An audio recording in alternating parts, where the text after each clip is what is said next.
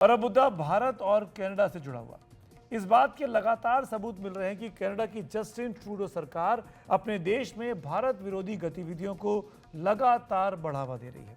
Vote bank राजनीति के लिए खालिस्तानी आतंकवादियों और आतंकियों को शह दे रही है। इसी का एक ताज़ा मिसाल है खालिस्तान टाइगर फोर्स की कमान संभाल रहे आतंकी अर्शदीप डल्ला की कनाडा में हुई गिरफ्तारी। ये जो तस्वीर है ये आतंकी अर्शदीप डल्ला की है। अर्श डल्ला को कनाडा की पुलिस ने 28 अक्टूबर को मिल्टन शहर में हुई एक शूटिंग के सिलसिले में गिरफ्तार किया, लेकिन उससे जुड़ी जानकारी उसने सार्वजनिक नहीं की। वो भी तब जब भारत ने जिन आतंकियों के प्रत्यर्पण की लिस्ट कनाडा को सौंपी हुई है उसमें इस अर्शदीप डल्ला का भी नाम शामिल है। जानकारी के मुताबिक 28 अक्टूबर को अर्शदीप डल्ला और उसका एक साथी गुरजंत सिंह कनाडा के मिल्टन शहर से गुजर रहे थे।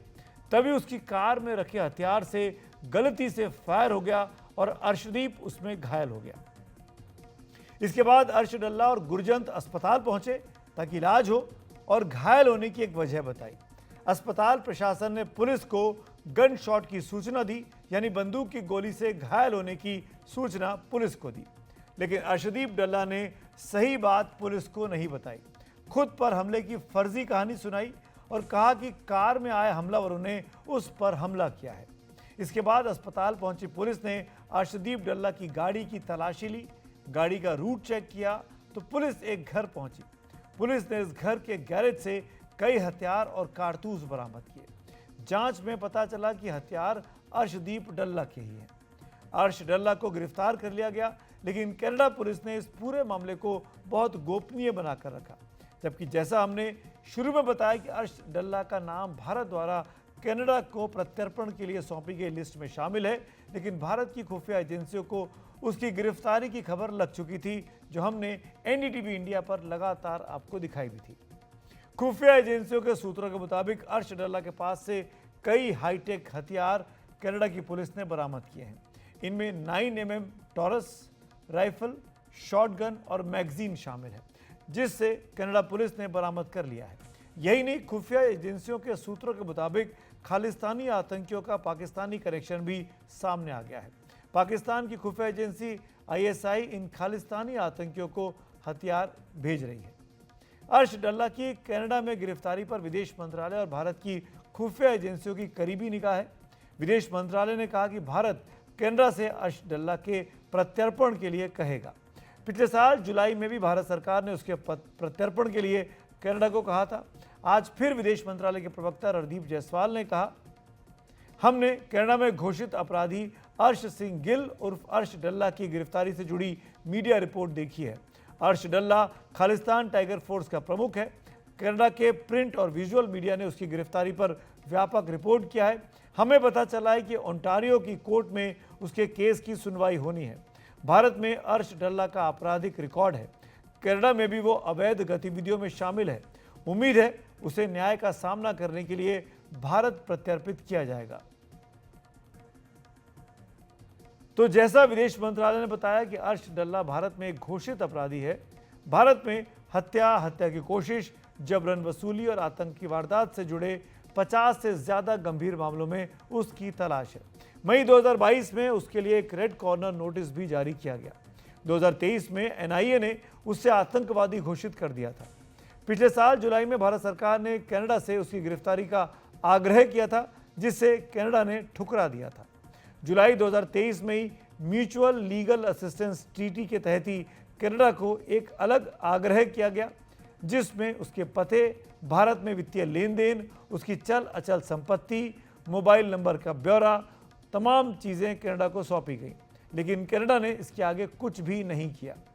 अर्शदीप डल्ला पंजाब के मोगा गांव के डल्ला गांव का रहने वाला है और लगातार खालिस्तानी अलगाववादी गतिविधियों में सक्रिय रहा है। वैसे विदेश मंत्रालय ने सिर्फ उसके ही नहीं, कनाडा में सक्रिय कई भारत विरोधी अलगाववादियों, आतंकियों और गैंगस्टर्स के खिलाफ कार्रवाई की बात की है। उनमें से कई के प्रत्यर्पण का आग्रह किया है, लेकिन कनाडा सरकार ने उन पर कोई कार्रवाई अब तक नहीं की है। विदेश मंत्रालय के मुताबिक बीते एक दशक से ज़्यादा में भारत ने 26 लोगों के प्रत्यर्पण का आग्रह कनाडा के साथ किया है। कई अपराधियों की गिरफ्तारी के कानूनी आग्रह भी लंबित हैं। इनमें प्रमुख अपराधी हैं, उनमें हैं गुरजीत सिंह, गुरजिंदर सिंह, गुरप्रीत सिंह, लखबीर सिंह लांडा और अर्शदीप सिंह गिल, यानी यही अर्शदीप डल्ला। लॉरेंस बिश्नोई गैंग के सदस्यों की भी सूचना साझा की गई है। कनाडा सरकार ने हमारे आग्रह पर कोई कार्रवाई नहीं की, जो बहुत ही गंभीर मामला बनता है। पिछले महीने भी विदेश मंत्रालय ने अपनी प्रेस कॉन्फ्रेंस में जानकारी दी थी। रिपोर्ट को लेके मैंने बताया जैसे कि 26 एक्स्ट्राडिशन केसेस पेंडिंग हैं। उन 26 के अलावे प्रोविजनल अरेस्ट की इंफॉर्मेशन जो हम लोग म्यूचुअल लीगल असिस्टेंस ट्रीटी के तहत मांगते हैं, उसमें भी कई एक सारे मामले वहाँ पर कनाडा में पेंडिंग हैं। और जैसा कि मैंने बताया कि 5 लोग, अपराधी लोग जो जिनके खिलाफ हम लोगों ने मांगा है, भगौड़े हैं, मांगा है कि इनका एक्स्ट्रेडिशन होना चाहिए, प्रत्यर्पण होना चाहिए। उनका नाम मैंने लिया आपके लिए: गुरजीत सिंह, गुरजिंदर सिंह, गुरप्रीत सिंह, लखबीर सिंह लंडा और अर्शदीप सिंह गिल। इसमें से वो भी लोग हैं जो ये जो गैंग्स हैं, लॉरेंस बिश्नोई गैंग हो अथवा कोई और गैंग है, उसके भी मेंबर्स इसमें शामिल हैं। जहाँ तक जो गिरफ्तारी की बात की आपने, काउंसलर एक्सेस की बात की। काउंसलर एक्सेस जैसे मैंने पहले बताया था कि हम लोगों को अभी काउंसलर एक्सेस हमने मांगा नहीं है, उनकी तरफ से रिक्वेस्ट आता है तो फिर दिया जाता है, काउंसलर एक्सेस लिया जाता है। भारत और कनाडा के संबंध इन दिनों अच्छे नहीं चल रहे हैं। अर्शदीप डल्ला जैसा खतरनाक आतंकी वहां पुलिस ने पकड़ लिया है, भले ही धोखे में सही, लेकिन अब तक भारत को कोई जानकारी इस बारे में औपचारिक तौर पर नहीं दी गई है। क्या चाहता है कनाडा, बात करते हैं 2 खास मेहमानों से। अनिल त्रिगुणाय जी मेरे साथ हैं, जो कि डिप्लोमेट रहे हैं, और साथ में शशिकांत जी है, जो कि पूर्व डीजीपी रहे पंजाब के। स्वागत है आप दोनों का। शशिकांत जी, मेरा पहला सवाल आपसे, मैं समझना चाहूँगा आप हम सबसे बेहतर इन खालिस्तानी समर्थक लोगों को, अलगाववादियों को समझते हैं। अर्शदीप डल्ला कितना इंपॉर्टेंट व्यक्ति है, आतंकी है? अर्शदीप डल्ला हमारे लिए भी इम्पोर्टेंट है, क्योंकि हम उसका एक्स्ट्रेडिशन चाहते हैं। वो हमारे पंजाब में, हमारे देश में कई स्थानों में उसके जो केसेस में इन्वॉल्व है, वी वांट हिम। उस हिसाब से हमारे लिए इम्पोर्टेंट है, ताकि उसको ला करके न्यायपालिका के सामने खड़ा किया जा सके और उसको जो सजा मिलनी चाहिए मिले।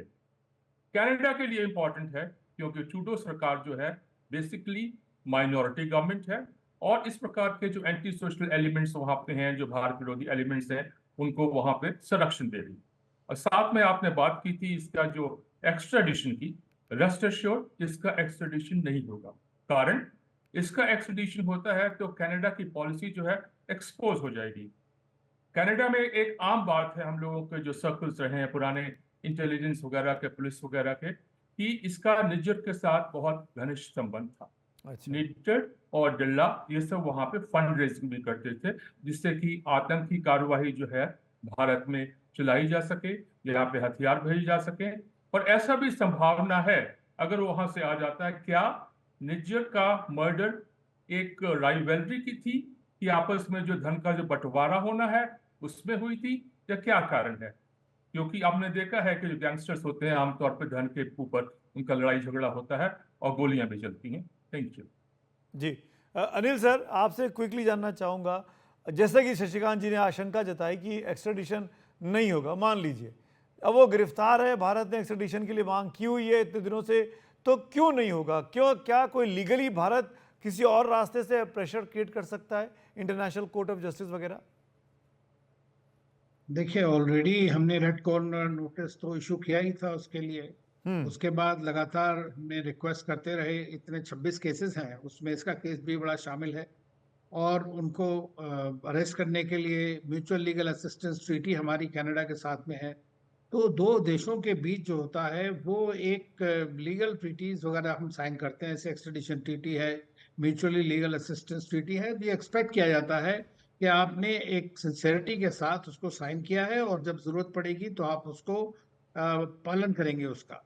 लेकिन कनाडा में जैसे, क्योंकि उनकी पॉलिसी ही है इस तरह की, खासतौर से ट्रूडो गवर्नमेंट की, कि किस तरह से ये सेपरेटिस्ट एलिमेंट्स जो हैं और एक्सट्रीमिस्ट हैं, भारत के खिलाफ जो लोग हैं, उनको पनाह दी जाए, उनको पनपाया जाए, उनके साथ में उनको सपोर्ट किया जाए। तो कनाडा इस वक्त जो है पाकिस्तान के साथ रेस लगा रहा है कि कैसे ज़्यादा से ज़्यादा टेररिस्ट को अपने यहाँ रख सके और उनको आगे बढ़ा करके शूरवीर बना दे उनका। तो मैं ये समझता हूँ कि ये इसलिए वो कुछ ना कुछ कहानी डालते रहेंगे। जैसा आपने देखा कि ministry of hmm. External affairs का स्टेटमेंट आया और पूरी ये उन्होंने लिस्ट दिया है क्या क्या हमने किया, कैसे कैसे इंफॉर्मेशन। तो छोटी छोटी चीज के ऊपर में वो टेक्निकलिटी निकालने के बाद आपको डिले करते रहे हैं। तो अभी तक उसको बाय मिस्टेक अरेस्ट हुआ है, अगर ये इस तरह ना होता तो शायद अभी भी अरेस्ट नहीं होता। तो अब चूंकि अरेस्ट हो गया है ओंटारियो कोर्ट में, उसके ऊपर डिसीजन जो भी होगा, तो भारत सरकार की तो रिक्वेस्ट पड़ी और हुई है उनके पास में। तो हम अगर थोड़ा सा भी इनको हम जानते हैं, शशिकांत जी, क्विकली जानना चाहूँगा कि जब पुलिस केस कमज़ोर कर देगी तो ये पुलिस की गिरफ्त से बाहर भी छूट भी सकता है। कनाडा पुलिस ये करने में सक्षम है। बिल्कुल सक्षम है। जैसे मैंने कहा कि अगर इसको एक्सट्राडाइट करते हैं तो एक्सपोज हो जाती है।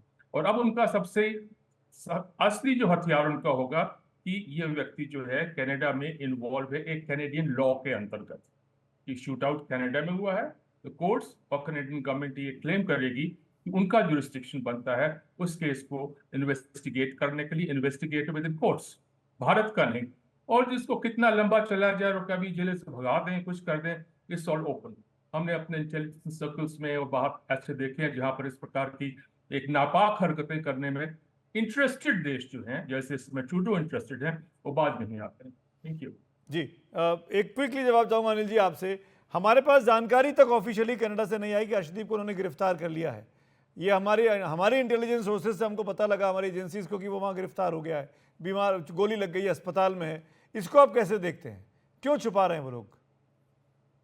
नहीं, छुपा इसलिए रहे हैं कि वो अब तो देखिए, अब हमने फिर से रिक्वेस्ट किया है उनको दोबारा से, तो वो तो फिर लाइन फोकस में आ जाते हैं ना बार बार इसमें। और भी आज आपने देखा कुछ अमेरिका में भी खबरें इस तरह की आ रही हैं ट्रम्प एडमिनिस्ट्रेशन के बाद, कि उनको कनाडा में भी इस तरह का खतरा हो रहा है। तो आप ये सोचिए कि कनाडा और यूएस के अंदर में भी अगर इस तरह की लोगों को शक होने लगेगा कि कनाडा में पनपाया जा रहा है, तो मैं समझता हूँ कि थोड़ा बहुत तो असर उनको जरूर होगा। और दूसरी चीज ये है कि जो ट्रूडो हैं, जी। वो इस वक्त माइनॉरिटी गवर्नमेंट चला रहे हैं अपनी, तो उनको अपनी सरकार का भी बड़ा खतरा है कि कहीं ये सब लोग पीछे से ना उनको हटा लें, इसलिए ये चुपचाप रख रहे हैं। दूसरा, जहां तक कॉम्पिटेंस की बात है, तो हमने देखा कनिष्का केस का कितने साल चला और उसके बाद सब जी। चुप गए। तो ये इनकी इंटेरोगेशन, उनकी इन्वेस्टिगेशन के ऊपर कुछ ना कुछ आशंकाएं जरूर जताते हैं। चलिए, अनिल जी और शशिकांत जी, बहुत बहुत शुक्रिया वक्त निकालने के लिए, जुड़ने के लिए हमारे साथ। अर्शदीप डल्ला की गिरफ्तारी वहाँ हो गई है, लेकिन एक्स्ट्रेडिशन होगा, इस पर दोनों एक्सपर्ट को काफ़ी शक है कनाडा के मंशाओं पर।